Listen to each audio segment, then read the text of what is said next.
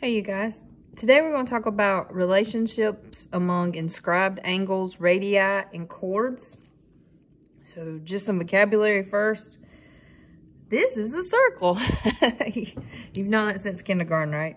In geometry, a circle is the set of all points that are in a plane that are the same distance or equidistant from a given point, and that given point's the center. So a circle would be all points the same distance from the center on a plane.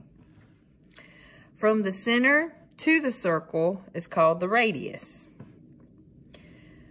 A chord is a segment that connects any 2 points on a circle. So this is an example of a chord. A diameter is a type of chord, but it goes through the center of the circle. And you guys have learned in middle school that the diameter is the same thing as 2 times the radius. A secant is a line that intersects a circle in 2 places. So a chord is a segment, but a secant is a line. And then a tangent is a line that intersects a circle at 1 point. It just touches 1 point on the circle. Okay? Doesn't go through the circle, just touches 1 point on the circle.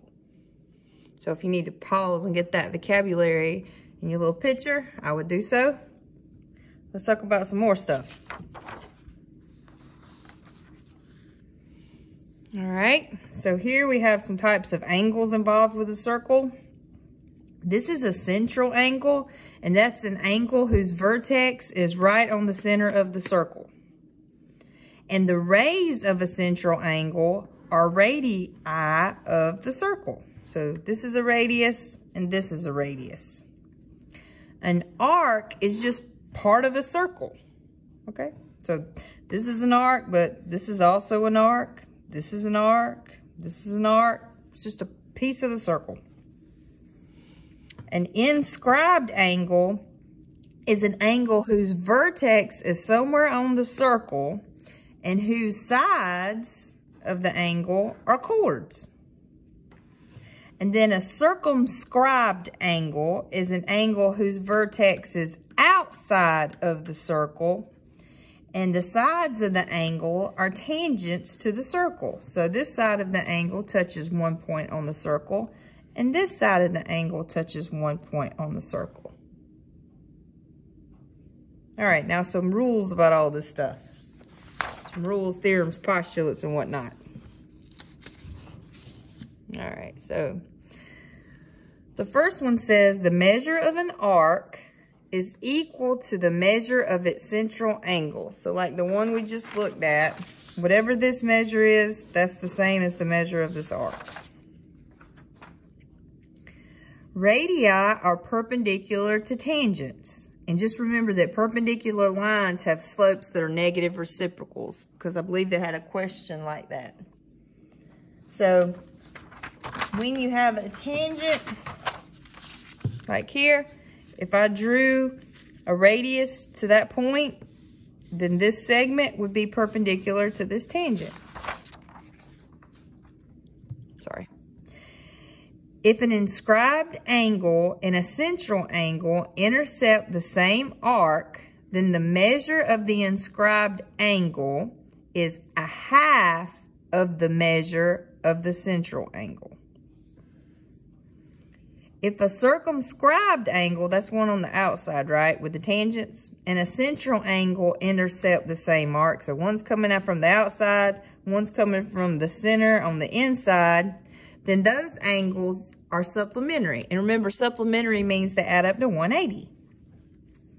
When 2 chords intersect, so that's just 2 lines going across the circle, the product of the lengths of the segments into which each chord is divided is equal.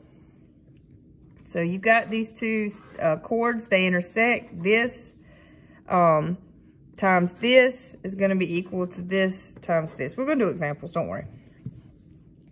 And then when 2 chords intersect, the measure of an angle between them is equal to half the sum of the measures of the intercepted arcs for that angle and the angle vertically opposite to it. So this is all the information that you need to do this lesson on Ed Minimum, okay? All right, let's do some examples.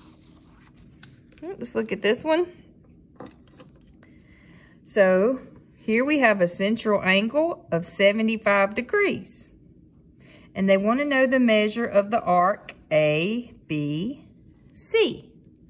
So I know that if this central angle is 75 degrees, then the measure of this arc is also 75 degrees. Well, if this is 75 degrees, do you remember the measure all the way around a circle? All the way around a circle is how many degrees? 360. So all you would have to do to find this arc, is do 360 degrees minus 75 degrees. And that'll be 5, and that'll be 8, and that'll be 2. So this arc would be 285 degrees. Let's look at another one.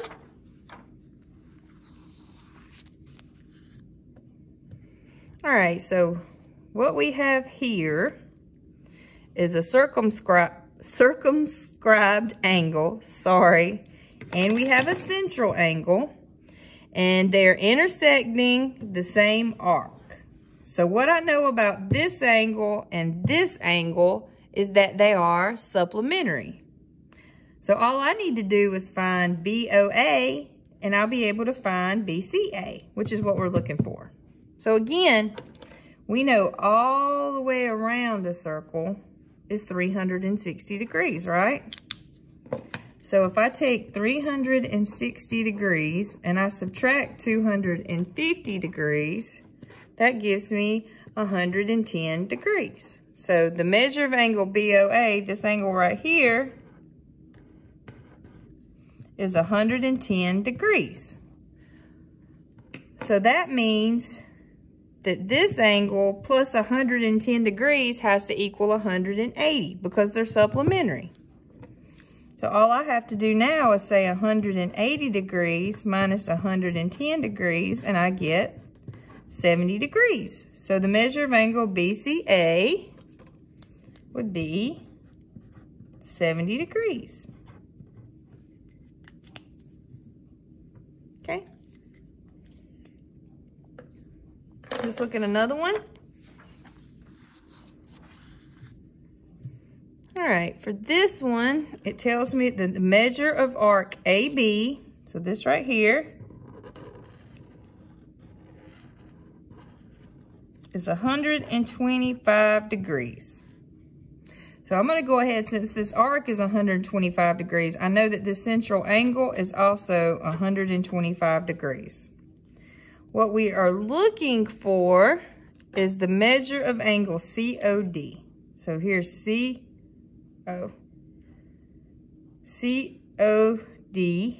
right here. So all we would have to do to find the measure of angle COD would be to, you see, this is a what? What do you call a chord that goes all the way across through the center? This is the diameter, right? So if all the way around is 360, then halfway would be 180. So if I do 180 minus 125, that would give us 55 degrees. I think we also need to find the measure of angle CDO. So how could we find the measure of angle CDO? How could we find this one right here? What else do we know? Well, I'll tell you what else we know. Here we have a radius, and then what do you call a line that only touches one point on a circle? This is a tangent. And we know that a radius of a circle and a tangent are perpendicular to each other. So I know that this is a right angle. So now, if you think about it, this is just a triangle, right? So we have not just any kind of triangle, we have a right triangle. And I know that the acute angles of a right triangle are complementary. We know all the angles in a triangle add up to 180, right? Well, if this one's 90, then these two have to also add up to 90. So if you take 90 degrees and subtract 55 degrees, you get 35 degrees. So the measure of angle CDO would be 35 degrees.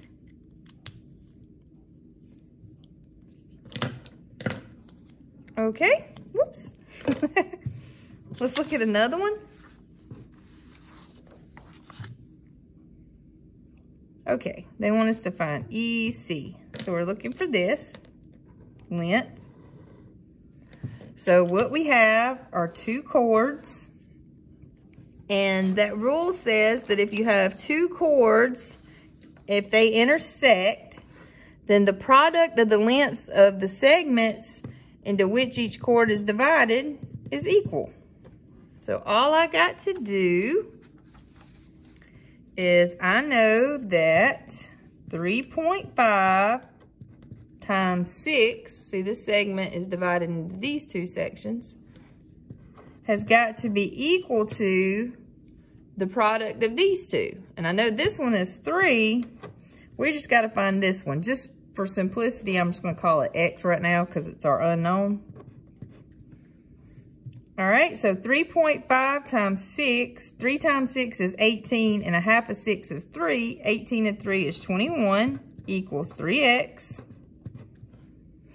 If it's beside, you divide. So x would equal 21 divided by 3 is 7. So EC has got to equal 7 because this times this has to be equal to this times this. All right, let's look at one more.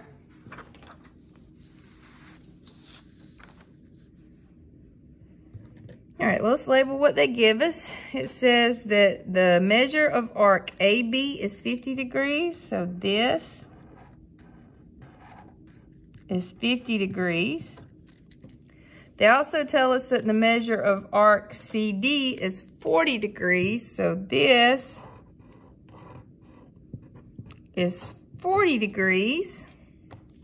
And they want me to find the measure of angle DEC. So we're looking for this.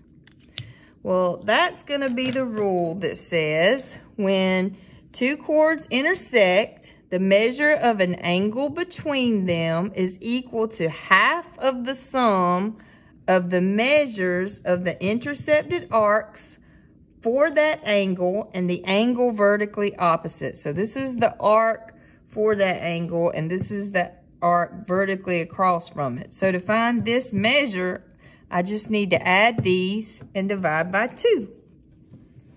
So let's do 50 degrees plus 40 degrees and divide by 2. So 90 divided by 2 would be 45 degrees. So the measure of angle DEC would be 45 degrees. Just for fun, what would the measure of this angle be? What would the measure of angle AEB be? It would also be 45 degrees because the same rule applies. And since we know this angle, we also know that vertical angles are congruent. All right, I hope you guys have a fabulous rest of the day.